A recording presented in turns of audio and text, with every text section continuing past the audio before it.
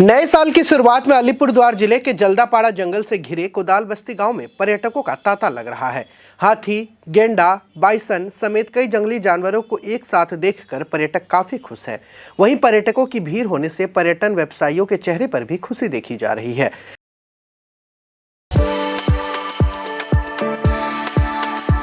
We are the dreamers, the achievers, and the leaders.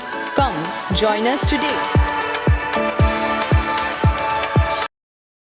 कोदाल बस्ती जल्दापाड़ा जंगल से घिरा एक छोटा सा गांव है।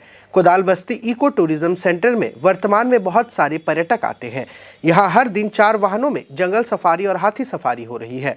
वन्य जीवों को देखे जाने के अलावा पूरा गांव जंगलों से घिरा हुआ है, इसलिए इलाकों में हाथियों और अन्य जंगली जानवरों को अक्सर देखा जाता है।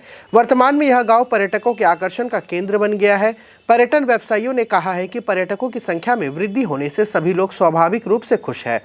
इसके पहले गांव में खेती होती थी, लेकिन अब हाथियों के झुंड के कारण यह लगभग बंद हो गई है। इसलिए गांव के अधिकांश निवासी पर्यटन पर निर्भर हो चुके हैं।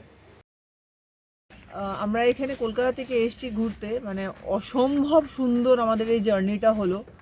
আর আমাদের এই হাতির পিঠে চড়া যে আমরা সাফারিটা করলাম খুবই ভালো।